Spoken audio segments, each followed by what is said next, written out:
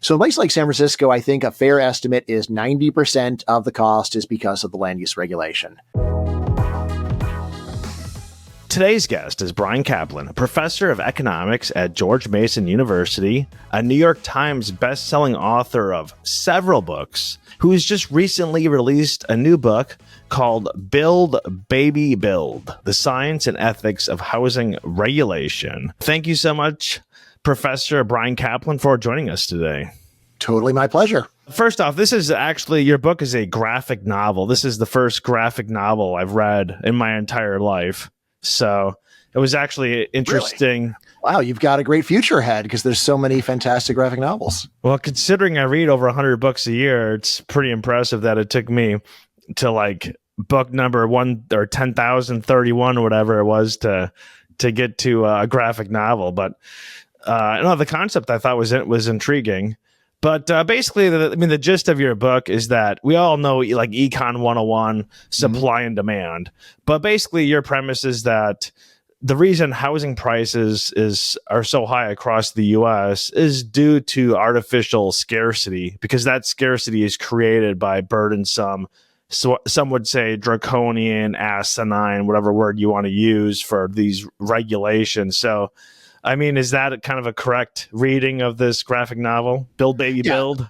Yeah, so definitely the thesis is that government is strangling housing supply. I wouldn't say it's a premise. That makes it sound where that's where I would be starting from. And I try to demonstrate that and convince people rather than just say this is known. I heard you in a previous podcast. This I thought was shocking.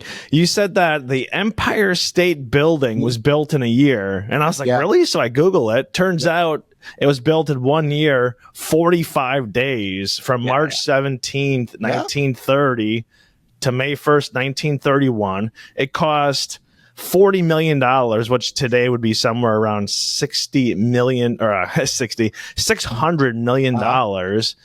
And it is 102 stories. Even today in 2025, it's still the 8th tallest building in New York City. And if this building was, say, parked in San Francisco, it would be the tallest building in San Francisco. I mean, it just seems ridiculous that we did this stuff in the 1930s. Yeah. Right. I mean, like, technology does not go away. We still know how to do this stuff. It's just that government will not allow us to use the technology that we have had in our possession for 100 years, all for reasons that I say are quite petty. And it's just not true that all the buildings built in the 30s are somehow a blight upon our continued existence.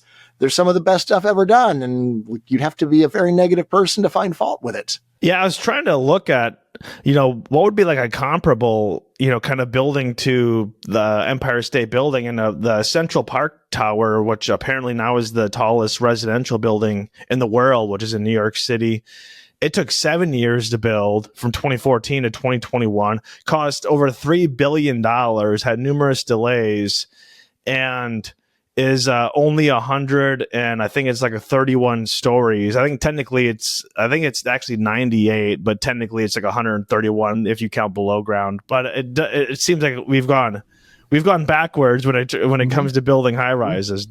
Right. And again, like, there's the we, and who's the we? Well, so it's not like the industry doesn't know what they knew 90 years ago, but government is there staying your hand and saying, we want to go forward. Like, no, prove that there wouldn't be some harm to birds. No, prove that you won't block a shadow. And it's like, why can't we just do what we did before? Why are you making such a big deal out of this and just assuming the worst? In the book, you talked about this like village of Euclid, and I never heard of this. So of course I spent some time researching it, but basically you say a lot of the zoning regulations started from this village of Euclid case. A lot went to the Supreme Court in the 1920s, and that's where we have a lot of the zoning regulation to this very day.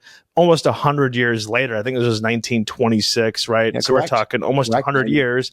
And then, like, zone is basically broken down. Like, there's numerous categories, but there's kind of 4 main categories: residential, commercial, industrial, and mixed use. And I was kind of thinking, in the 1920s, we're like a manufacturing country, we're a farming country, and agricultural. Now we're like a service industry. Like, how everything was zoned in 1926 is vastly different than how we need things zoned in 2025.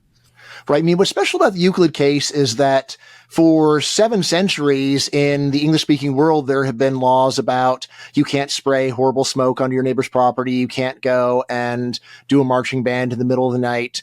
What Euclid said is the very fact that you're building an apartment could be considered to be in the same category of a legal nuisance. And it's like, what am I doing? It's like, well, like people might not want to be looking at that. And they just changed the bar so that almost anything could be regulated.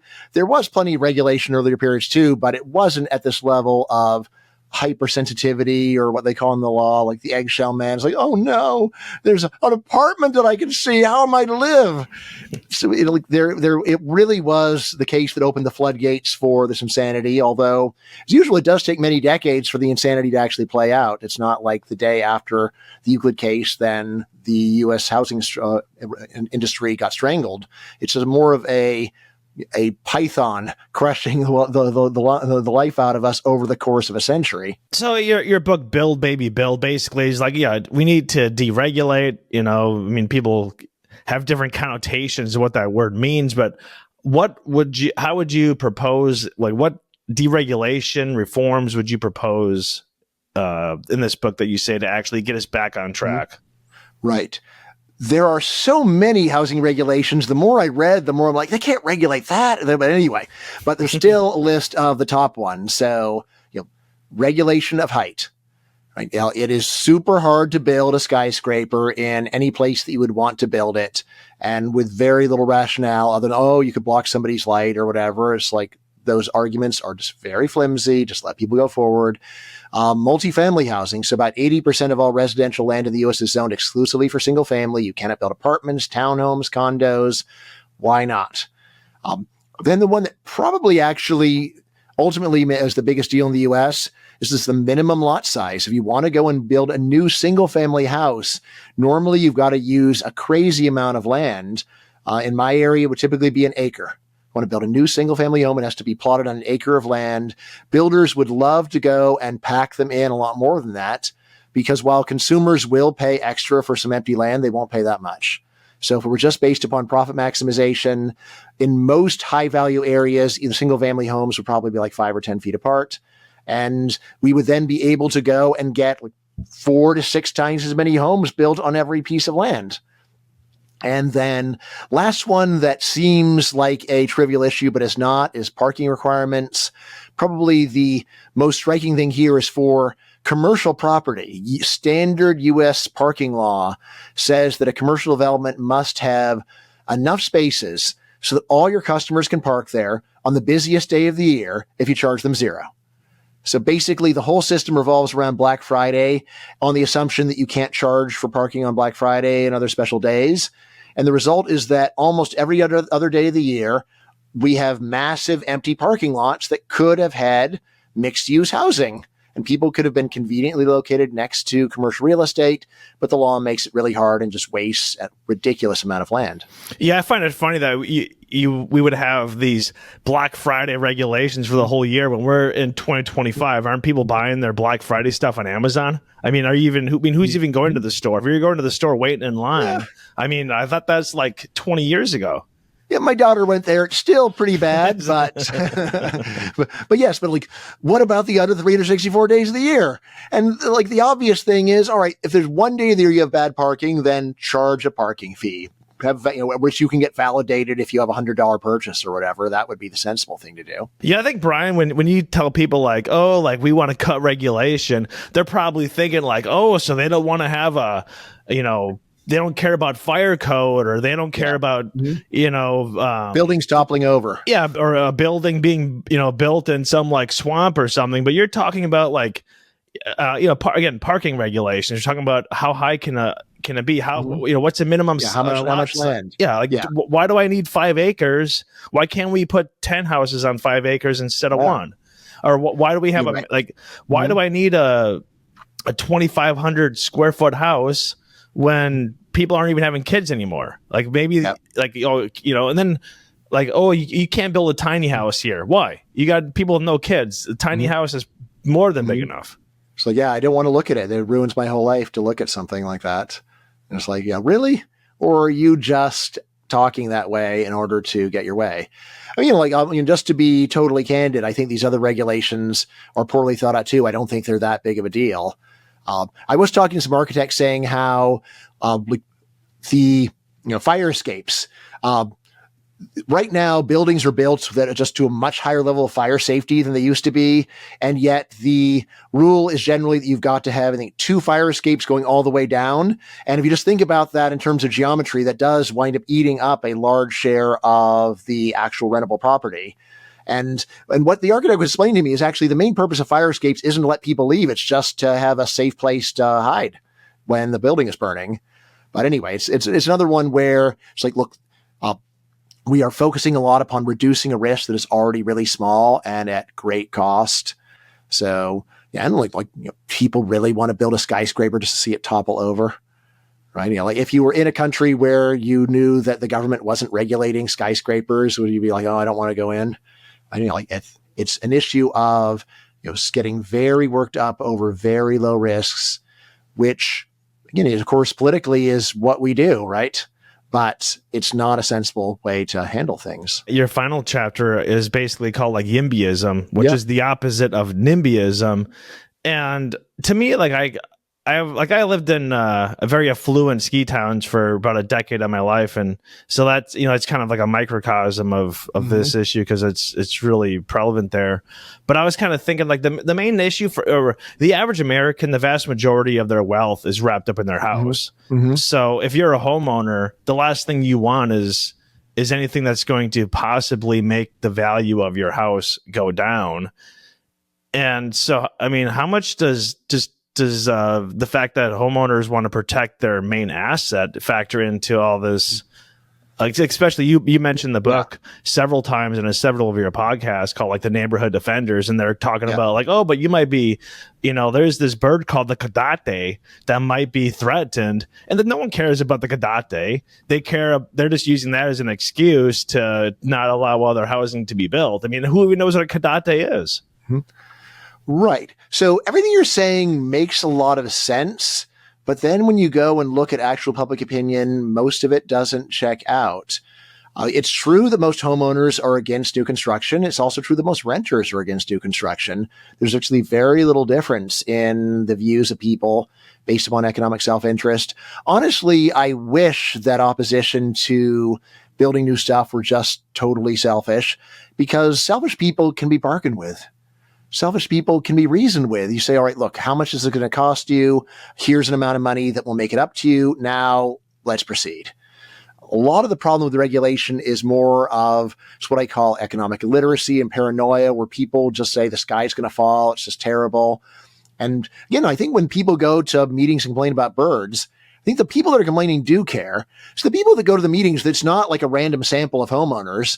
Usually they are people live in that community, they own homes, but rather it's sort of your most hysterical people, the most hysterical 1% who really will get all worked up over birds. Yes, it may be that that's partly an excuse, but it is just a basic paranoia that especially activists have of, oh, it's going to be terrible if we go and let people build. Just think about everything that could go wrong. It's like, is that a good way to decide policy? Just to say, let's think about everything that could go wrong. How about figure out what's most likely to happen? I used to work for government in in one of these affluent ski towns in Colorado. Mm-hmm. So I was in on these a lot of these meetings, and these people would all run whether town council or whatever would all run under affordable housing. And then, behind closed doors, they would do the opposite. And then one of them might have bought a house years ago for $900,000 and sold it for $2.3 million. I totally think that, and most of the people on town council, they're all homeowners, and what they would say to the public and what they would do behind closed doors were yeah. I mean, I definitely believe some of that. Yeah. I mean, although, imagine you're a developer and you just come to them and you say, look, here's $1 billion.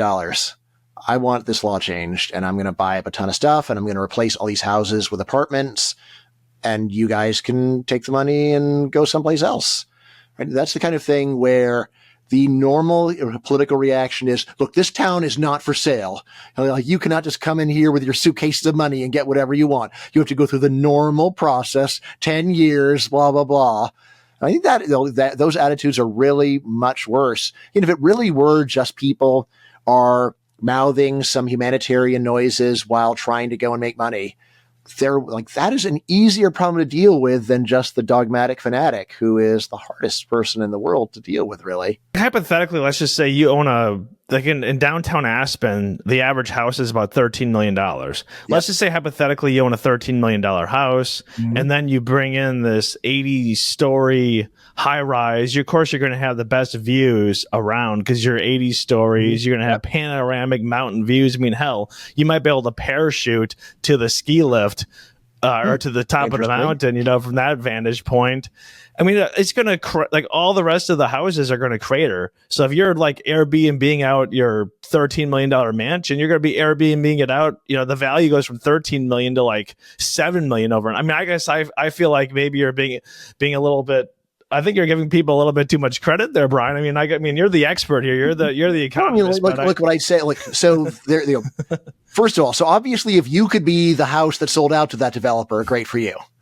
And then there's the question of how many people can sell out, how many opportunities like that are even on the table. If it's someplace with that kind of international reputation, you may say it's a $13 million house. That could be $1 billion apartment complex. There is so much money to go around. I'm not saying that no homeowner ever loses from new construction. Of course they do, but it's just a lot more complicated than people think. I mean, most obviously, like suppose you can subdivide. So it's like, okay, maybe that reduces home prices by 25%, but I get this giant pile of money when I go and sell half my land to a developer. Right. And as I explain in that chapter, also, like, what if you want your kid to be able to live in Aspen too? Do you really want homes to be that expensive? They're going to have to live, 100 miles away from you. So that is not really such a good deal. But again, the main thing is just imagine the developers coming in with a suitcase full of cash and say, look, this is going to be a big increase in the value of this property. Some of you are going to lose. Well, you're not going to lose after I cut you in. If that were people's attitudes, then I think this would be a much better world. The problem is people are very stubborn in politics. Very hard to get them to go along with something like that, even though it really does make great sense. So basically, Brian, I had a previous podcast this week with a guy named Barry Lamb, who's a professor of philosophy, and he wrote a book called Fewer Rules, Better People. And we were talking about bureaucracy, and we're talking, I'm like, what, so I asked him, what industry in the US, what sector is the most bureaucratic? And is basically, he's like, it's between housing and the healthcare system, both that are ridiculously expensive. And in your book, you basically mention how, if we actually lower housing prices, you end up solving all sorts of issues, right? I mean, what's the biggest thing? Inequality. Well, you solve inequality by lowering housing, right? Yeah. What about? I don't want to oversell. Solving strong, but make a big dent. Make a big dent. Well, make a big, But I mean, I guess you can pick up from there. I kind of, I'm setting it up for you, Brian. Yeah, sure. All right. So there's a lot of problems that almost nobody intellectually connects to housing. Yet obviously, when you think about it, are totally connected. So inequality, so much complaining about what an unequal society we live in. Almost all the blame people want to go and put on free markets. It's like, look, we have all this housing regulation that has roughly double the price of housing compared to the cost of production. And remember, the poor spend a larger share of their income on housing, and the poor are more likely to rent rather than own. So just automatically, if we can get the price of housing down, an extra share of the gains goes to the poor, and that by definition means that inequality goes down.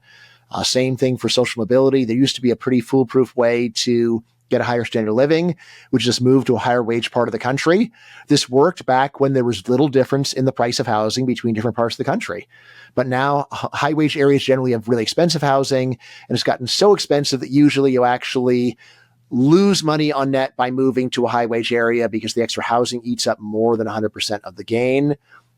There's also been a lot of talk of the plight of the working class male or the non-college male and how they're unhappy in the modern economy, which is service-based. They feel like they don't have meaningful work. A lot of people think this is because, reason for high suicide rates and drinking and drug abuse. And here's the thing is that the construction industry, 90% of those workers are working class males. Those are high wage jobs. And it's a big sector. So if we could double it, that would make a huge dent in this problem.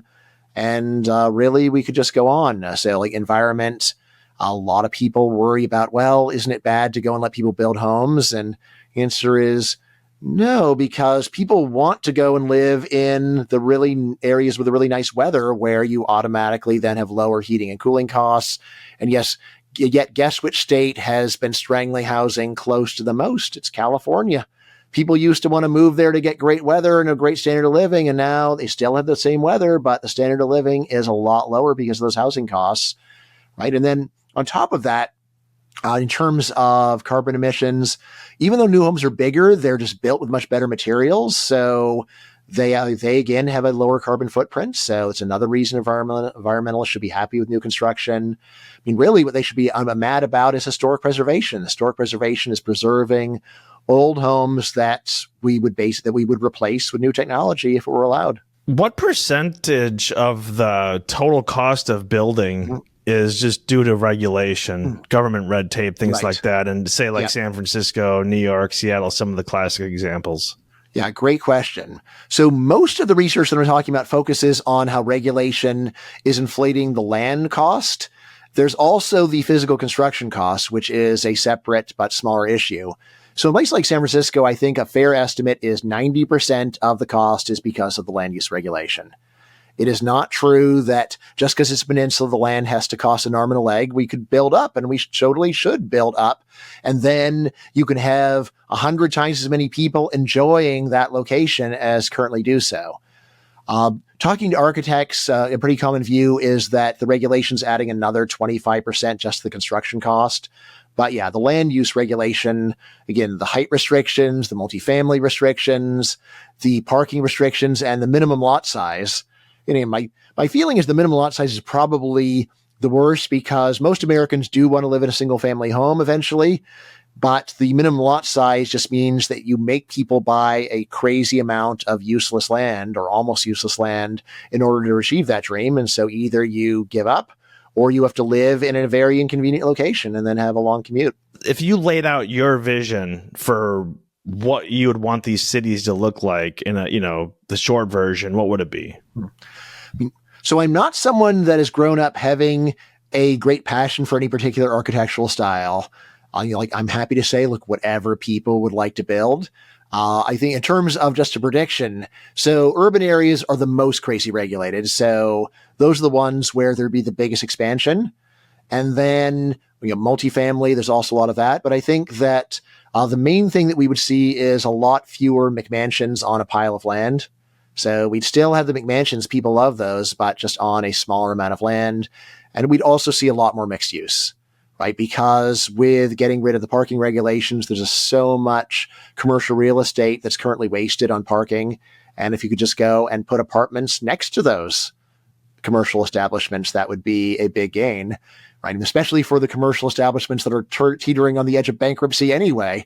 It's like, well, if there were a lot more people that moved in right next to you, that would probably be one of the best ways to save your local mall is if people could live right next to it, or maybe you actually convert the mall so people are living in some of the mall and then the rest of it is their commercial space. I was reading the book Strong Towns, and basically he talks about how a lot of these towns essentially are, the municipalities are just Ponzi schemes, and they need to have this growth to kind of pay for all the infrastructure that was put in. Like there's just way too much infrastructure. And so then I was kind of thinking like, so if you build up, let's say you have we're not talking, an 80-story building would be kind of extreme, right? But let's say you have a 20-story building. Yeah, it's a very common view anyway, is that building up to 40 stories, because the costs don't start getting really high until you go over 40 stories or so. Right. So we'll just say that, but we'll say you're 30, 40 stories, whatever, right? So all that plumbing, everything, first off, plumbing, we all know shit goes downhill, right? So, you're so I've heard. Right. Yeah. You've heard this. We're not sure if it's true, but we'll go with it. But anyway, so you have this theory that shit goes downhill, but the fact is all the burden is bared by the actual private, building, right? They're responsible for all this plumbing, all the infrastructure. And as you build out cities horizontal, essentially like this is all, or this is all infrastructure that has to be maintained by the tax base.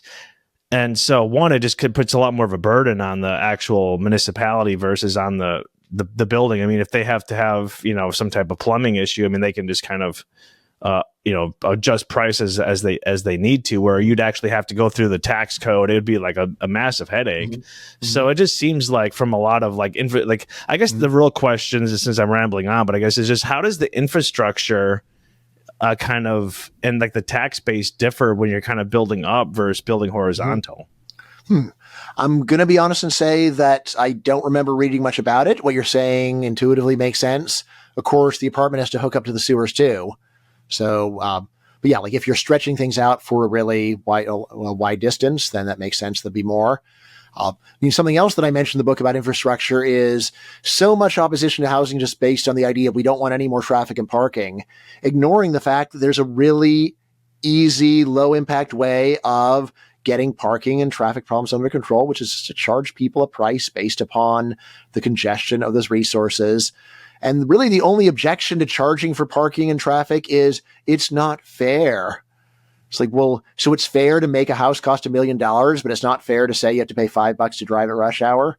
Like, what is this moral system that says that it's okay for homes to cost $1 million, but it's evil to charge anything to drive? It's just a weird fetish that people have for what you can and can't charge for. And just ignoring how charging for parking and driving is a way of making it actually work. What good is a road if it's turned into a parking lot by heavy congestion? Well, it also goes back into the zoning. If you have a single zoned district for, say, only single family residential housing, well, then you're driving to the coffee shop, you're driving to work. But if all this is mixed, so like you live in a building, you walk down, grab your coffee, you get your dry cleaning done, and then you walk 2 blocks and you're at the office. I mean, why do you need a car?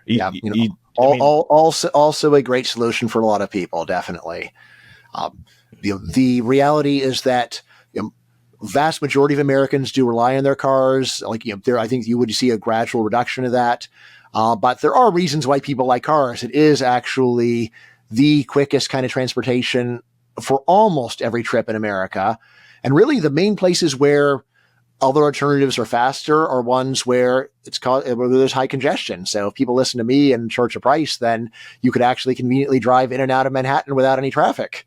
There is a lot of fetishizing of, again, like how great mass transit is.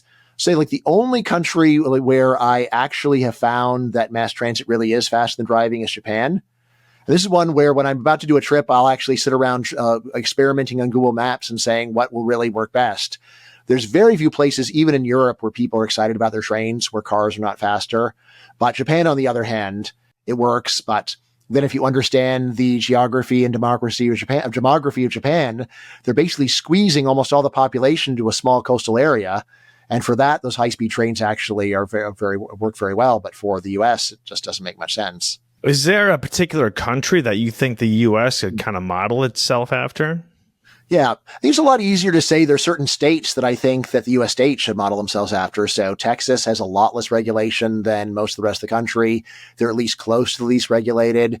Doesn't mean that they don't have some places with heavy regulation like downtown Austin, but you only have to go 30 minutes away before things are pretty cheap again. Houston famously has very little housing regulation. So I would say that Texas is probably the best model that Americans are likely to know anything about anyway. There's a lot of people who are fans of Japan, and they're probably right to do so, but there's so little written in English about Japan that I don't want to go all in on Japan without either learning Japanese or getting that stuff translated so I can really look it over myself. When you're comparing, like, say, Texas versus, say, like California, I mean, you're talking like two completely different areas, though. I mean, if you're like in, say, LA, I mean, like you have a major landmark, aka the beach, right? Yep. So like people want to be close to the beach, and then that creates all sorts, of other issues. And so, I mean, right. Although, very striking. So Florida, which also the beach is central to life in Florida. Yeah. And Florida has a lot less housing regulation than California, and they really do make it so affordable that regular people can walk to the beach. Whereas California, do you know anywhere in California where a person earning the median income can afford to just walk to the beach? So I don't. What do you think about like the municipalities, I mean, do they not have motivation to actually kind of change the regulation? Because if like the housing prices, like say they add more housing, well, now all of a sudden you have more burden on the infrastructure, and then also you're getting less tax money. I mean, maybe the tax money. Well, if you're letting more people, you should be getting more tax money, right? Well, if the values of the house go down, though, if the values go down, more people come in, so you have more people. So let's say you get the same tax money, but then you have twice as many people using the infrastructure. Well, now you still have to write more money out for that. Yep. So that's a great question. That's one where you have to go back to that intro econ textbook and read the chapter on elasticity demand. So if you've got what's called inelastic housing demand, where if you double the price of housing, the price, or double the quantity of housing, the price falls by more than 50%, then you're right. On the other hand, if you've got elastic demand, where if you double the quantity of housing, the price falls by less than 50%, then we're actually in the optimistic scenario where you get more money by building more. And I'd say definitely at the level of almost any smaller town or municipality, they're in that elastic zone where like they will not reduce the price of housing in their region by that much because there's so many other areas that will remain regulated. I would also say, by the way, that one of the simplest bargains to make with developers is you can build stuff, but the new stuff has a higher property tax rate than the old stuff. So that would be another way of buying your way in. Of course, also, if you were charging more for government services and just giving them away for free, that's another great option of charge for parking, charge for driving during peak times. So that's another part of it. I mean, it's also one where, like, if you think about it more, it's like, all right, if the municipalities were just trying to go and raise the most tax revenue, it would be so much better than the world we're in, because there's a bunch of kinds of housing that are actually clearly a great deal, like senior housing. If you could go and turn your town into a place that had an enormous number of seniors, they basically have no children, and local school, public school is the main local expense. So if you could just bring in a lot of new developments inhabited by people that won't use the schools, that'd be great for you. And yet, well, it's probably a little easier to go and build retirement housing. It's not easy. They don't roll out the red carpet for you and say, well, if it's just retirement housing, sure, you can build a skyscraper. Instead, it is basically the usual thing of just because this is going to be good for the tax base does not mean that you don't have to follow all of the usual rules. You can't just come in here waving your money around and expect to get special treatment. So, I think that most politics has very little to do with any kind of objective self-interest. It's much more symbolic and ideological. It's much more of a church where people will go and express their hypocritical values, which fits your Aspen story pretty well. It's a place to go and say, now let us pray. Let us pray for affordable housing in Aspen. Right? Right, exactly. Where you got $1 million trailer park, or each trailer is $1 million, or used to be. Are there $1 million trailer parks in Aspen? I'm not sure if they last time I was there, they still had them, and that was that's hilarious. 5 years ago. But yeah, it was the most expensive trailer park in the U.S. Wow. All right. That's cool. I mean, it's been maybe since 20. Yeah, it's been maybe they're gone, but it used to be not too long ago. Yep. There's a lot of status quo bias and regulation. If you want to build a new $1 million trailer park, go to hell. But the old one, well, like they're already here. We can't do anything about it. So you didn't really talk about this at all in the book. I mean, your book's more about regulation, but I was just kind of curious, how is like housing cost? How is those inputs factored into the price of building over the last few decades? Yeah. So of course, housing cost is a key variable. And if you want to get a mansion, you're going to be paying a lot more than if you want to get a shack. Regulation matters to a moderate degree for that. Again, especially for things like skyscrapers where they might have a regulation requiring you to waste 25% of the rentable space on fire escapes. And there's also a bunch of energy efficiency regulations, which are quite crazy. Ones where it's like, well, if you're building a really big house, then you can have a really big HVAC unit, but it's smaller. No, then there's a maximum size. And it's like, well, but this size, it takes 2 hours to cool the house. Like, well, but that's not energy efficient. And it's like, but if I build a bigger house, then I can have the bigger one. Yeah, that's fine. There's just so much incoherence and arbitrariness to it. And it's one where, there are some rules where I think almost everyone says that's ridiculous, but there is a kind of apathy and sense of, well, like that's just the way things are. And if people would say, like in local elections, I'm going to vote against people that favor these unreasonable rules, then I think the politicians would change their tune very quickly. But again, like most people are just very disinterested. And of course, the activists are, like I said, the activists are the fanatics. They're just very hard to deal with. I was talking to one of my buddies before this podcast. He's asking me the guest I had on this week, and I kind of told him. And he's like, a trades guy.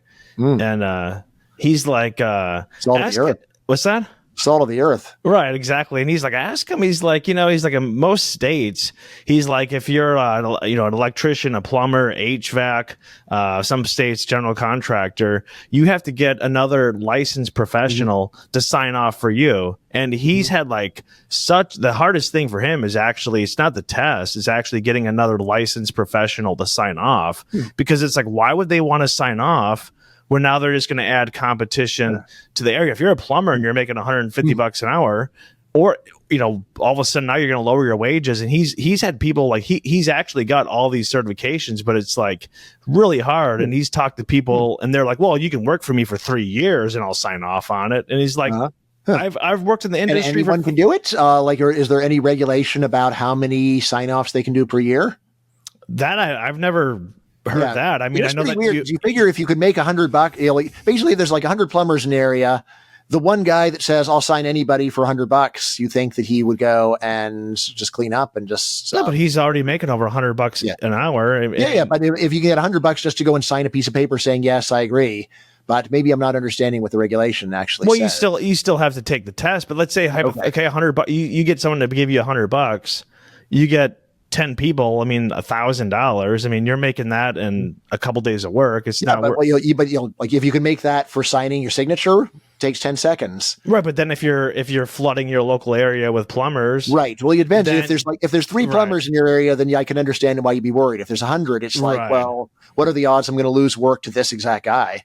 Right. I guess if they're in the local area, plumbers or these trades are more likely to stay in the area, so that it's not like you. Right. So it's a small area that maybe, and it's a state. It's not like it's someone can't come over from LA to Ohio or something and get the cert. It doesn't transfer over. It doesn't work that way. Right. And still, it's also one where you figure it would be you scratch my back, I scratch yours. So hey, I've got a plumber friend who needs you to sign. Great, I'll sign for your electrician friend. Well, but that's just it. I scratch your back. You work for me for 2 years. So that's how. Yeah, again, the puzzle is you want me to work for 2 years just for a signature. If the person is the only one that you can get the signature from, then he can squeeze you like that. Yeah, there's 100 people, then it's pretty hard to see how the price won't just get competed down to almost nothing because it's so easy.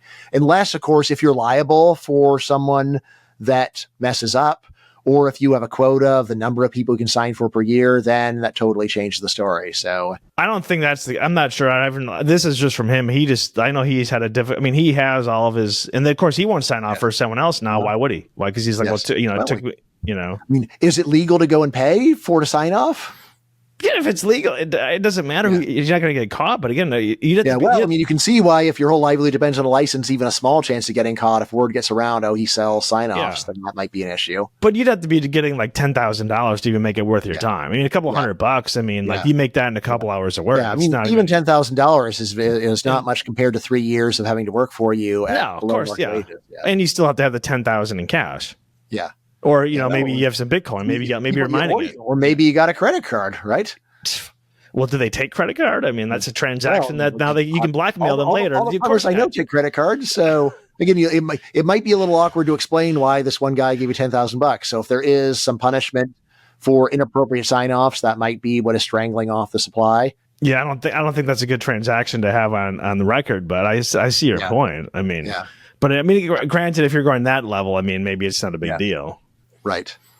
Yeah. So the general problem of licensing of occupations, that's one that usually among people who work on this is that on average it's raising the wages of the licensed people by about 20%. And also the usual view is there doesn't seem to be any benefit at all for actual quality, right? Or safety or anything else. It's people were licensing taxi cab drivers in New York City on the theory that keeps them safe. And it's do you feel safer in a New York taxi or in an Uber? It's if anything, I feel safer in the Uber because I can I can rate the guy. Yeah, I mean, we were just kind of joking around with that, but I guess my main 2 points with that were basically one, I feel like one, this would of course raise the price of Sure. the inputs to construction, but two, it would be an impediment to actually having more houses built Yeah, en sure, mass sure. because all of a sudden you just, like they always say you have a shortage of people in the trades, and he's like, yeah, but he's like, they never talk about this. He's like, they never talk about the fact that you have to have someone sign off. Yeah. He's like, that's a big part of the reason we have a shortage of the trades. All right, so may well be. So if there's anything for me to read on that, I would be happy to publicize it. So Bryan, in your book, you say that in 1982, the median sales price for existing single-family homes in San Francisco was approximately $125,000, which was about 6 years of income for a typical American family. And by 2019, it multiplied to 18 years, which is a massive, massive increase. And I mean, I guess you're basically saying this is all due to regulation, right? Yeah, like the normal thing that businesses do when price is greater than the cost of production is you start making more. Right? It's like a license to rent money. Price is not going to stay above average cost forever, but right now it is. Let's just start churning them out, make a whole bunch. And when people think this way, prices go back down. The historic pattern for housing is often in the past there were price booms where prices would go up. You got high demand in an area, but they didn't last in the past. In the past, they would go up for a few years and they go back down as additional construction came in to take advantage of the high prices.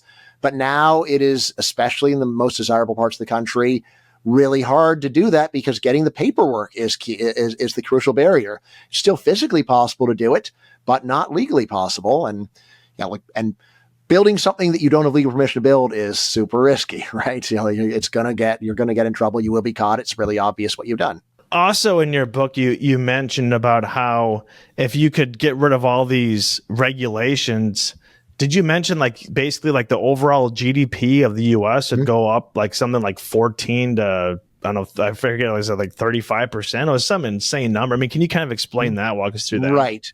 So that was relying very heavily on a paper that since subsequently has been heavily criticized. The basic idea is sound, but they did make some errors in their math. But again, the basic idea is that different parts of the U.S. differ a lot in their productivity. So the Bay Area is a really productive area. People get a lot produced in the Bay Area. And logically, then you'd want to go and move a lot more people over to that area that's more productive, but people don't want to move because housing prices are just so damn high. The floor on the gains we can get from deregulation come down to this. Right now, we're spending about 20% of our income on housing. It looks like deregulation would get the price of housing down by 50%. So that would cut our cost of living by 10%.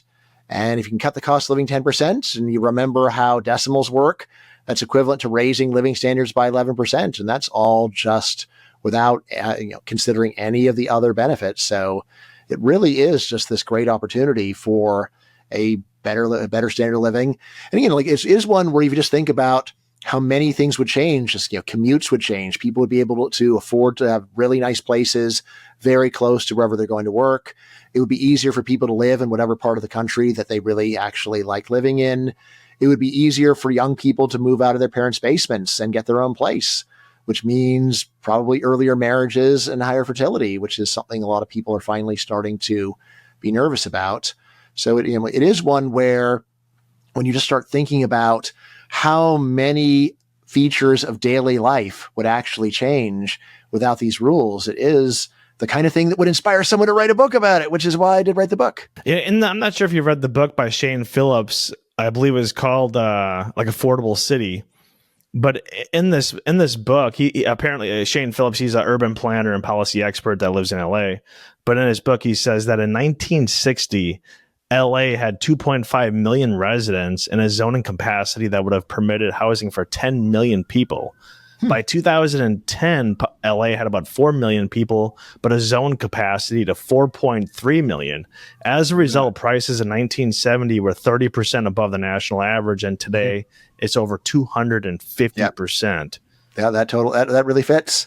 And I guess the question I had with that was, so he's basically like, one, how like just by changing the zoning laws in 1960, you went from having the ability to have 10 million people in the city to now 4.3. But this is just LA, right? That doesn't include San Francisco, New York. I mean, there are some cities that are significantly more heavily restricted.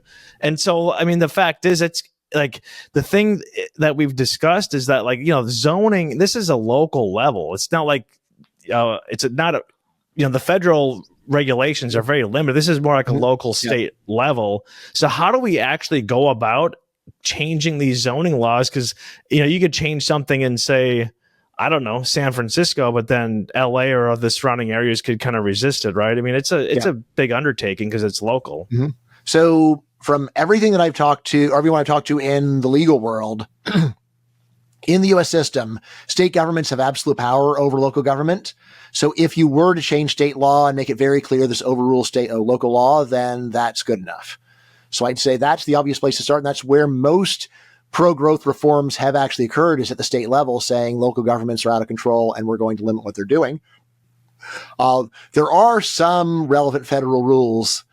So you most obviously, you already mentioned that Euclid case. So if the Supreme Court were to say, hold on, we're going to allow these rules to be overturned by the court, and we're not going to keep taking these excuses, that would make a big difference. Also worth pointing out that the federal government owns a crazy amount of land. And I think Trump has actually made some noises about maybe we should go and like just start a new city on this new federal land. And like, if you could, that would be an amazing way out of this mess, because at first there'd be no people there to complain about it, really. So, you know, there is actually a tentative plan of some tech billionaires to go and build a new city in the general Bay Area on land that's barely inhabited. So I wish them luck.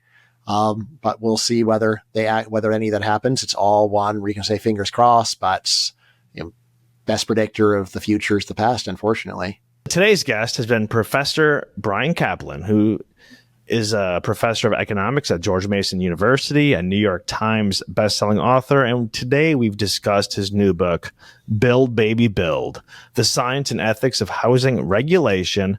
So just kind of two final questions that I ask all the guests. Just one, where can people find you, get a hold of not only Build, Baby, Build, but you have numerous other books. And so tell us where we can get a hold of that those books, that information. And after that, leave us with a final thought related to this podcast or whatever's on your mind. All right, great.